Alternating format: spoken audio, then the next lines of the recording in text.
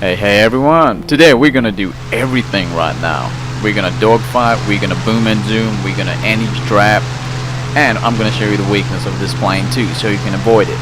Weakness of this plane from the get-go is high altitude. Below 3,000 meters, it does great. It's faster than the majority of the fighters that's out there.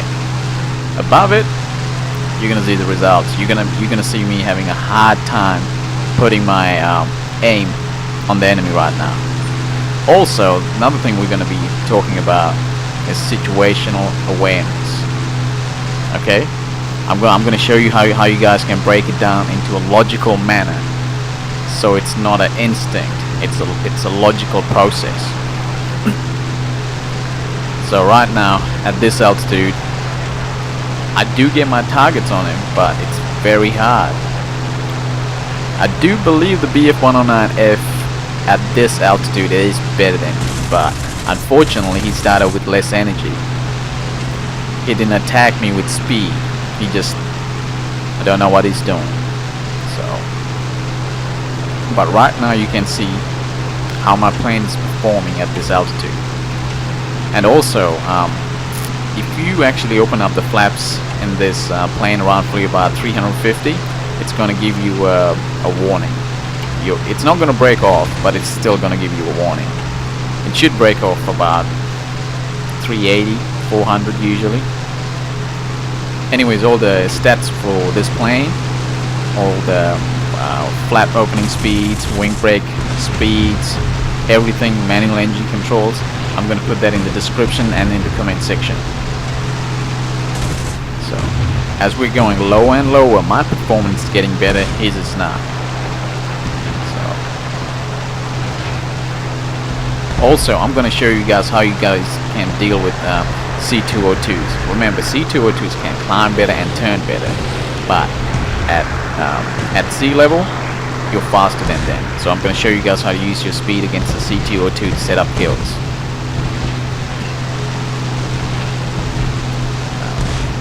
Finally, this guy's finally going to sea level.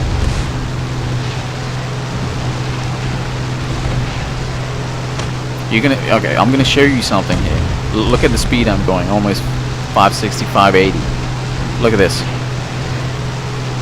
This is one of the weaknesses of this plane. Turning at high speeds. Look at this. Look at that. Look where my aim went. It just went all over the place. So remember, that means this plane at those speeds, you're gonna have a hard time aiming. Simple as that. Finally get him. Now this is Norway, so I'm gonna be going towards my friendlies. Now I'm gonna be talking about situational awareness in the next few seconds.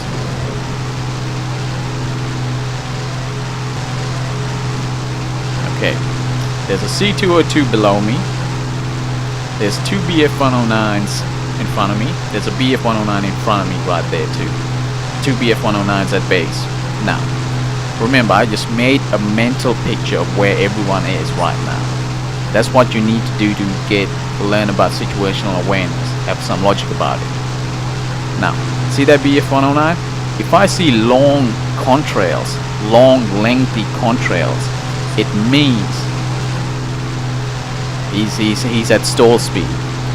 So I just saw long lengthy contrails. So I'm just going in for the kill now. He's done.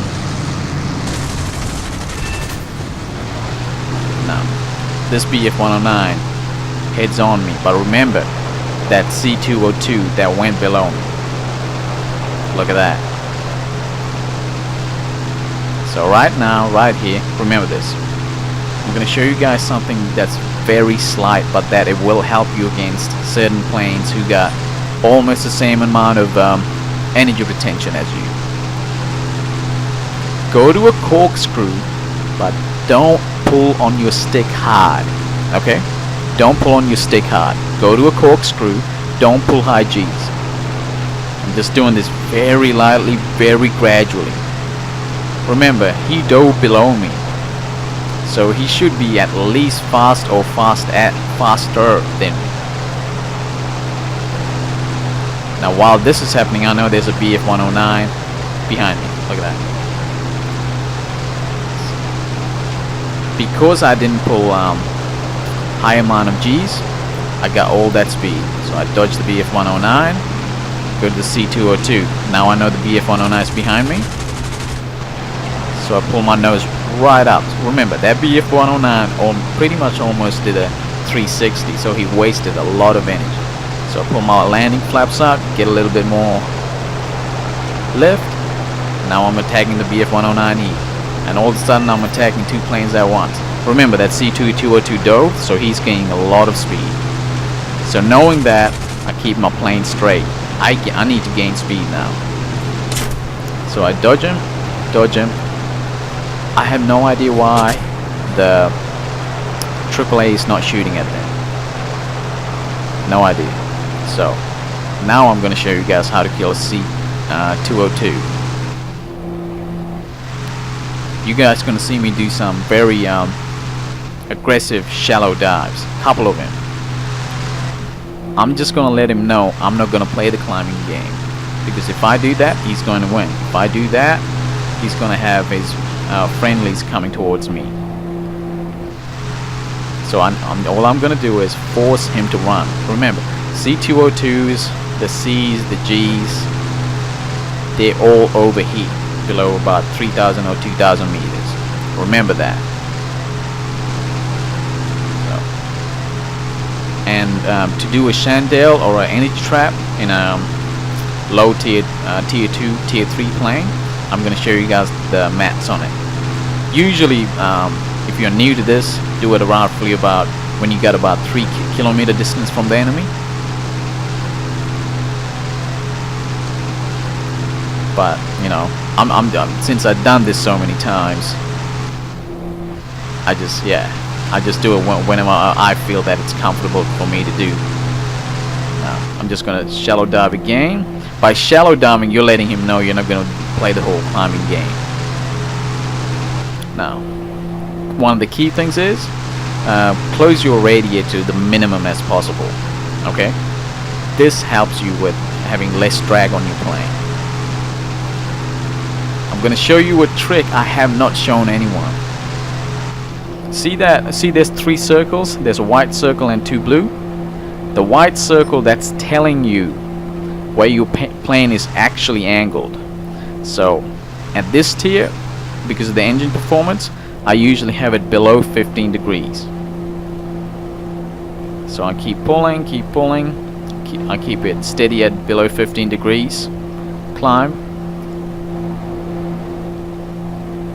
And notice I'm not doing any hard pulls on the mouse. And when it gets to about 300, I drop it below 10 degrees, and I just keep going.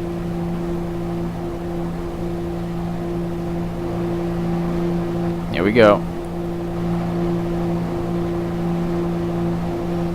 See, I'm looking for those white contrails. I'm looking for almost be directly above him. That's the best place to be. So look at my speed. This is at top of a corkscrew doing 300 kilometers per hour. This is where a lot of people fail. So I feel comfortable. I just start pulling hard on my stick, harder and tighter now.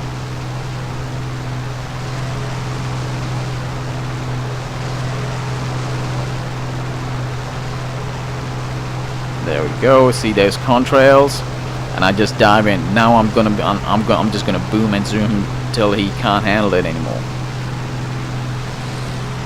So he dives out. This is where I made a mistake. For a second there, I thought that BF109 who went after the B-34 was gonna come after me. See, I looked at that, and all of a sudden this guy is he got his guns pointing towards me. So we both avoid each other. And again, I'm just booming and zooming right now.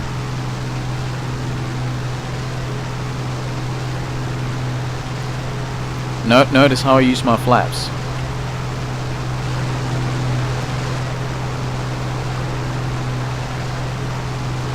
I'm just keeping that energy, keeping that altitude advantage over and over and over. So I just rudder over.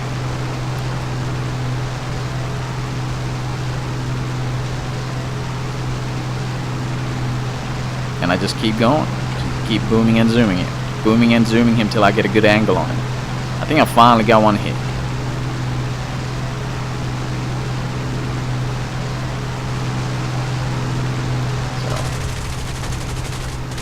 So, going up again. He got his flaps open, so he's slowing down. I raise my flaps, so I keep my speed up. Now, 200, landing's on, and he can't do anything at all. He drops. I close my throttle off so I can let him drop off a little bit further, so I'm not too close. Last time I was too close. This time I don't want to be there. That's it. Remember, force them to play the game you want them to play.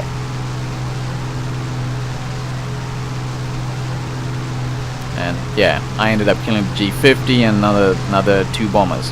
Notice throughout the whole game, I didn't go after any bombers. You have to realize they have to make 2 or 3 runs at the bases to actually kill you. You know, they hardly ever win games by themselves unless if they're in proper squadrons, and none of these guys were in proper squadrons. So hope you guys enjoy the game. This ended up being a 6-kill game. Like I said, not going to show you guys killing bombers. It doesn't help your skill. It doesn't help anyone really.